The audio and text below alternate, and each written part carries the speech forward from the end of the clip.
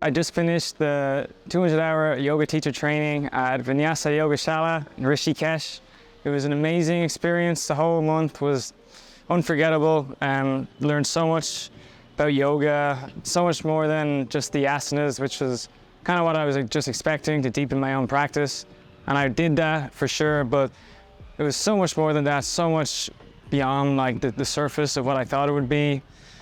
Like philosophy, anatomy, the different types, Ashtanga, Hatha, Vinyasa. Yeah, it was just the whole time, it was just amazing. Teachers were phenomenal, cared so much, knew so much, always helped out wherever they could.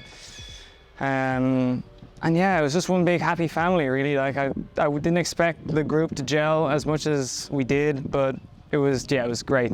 It feels like we all know each other way longer than just 3 weeks.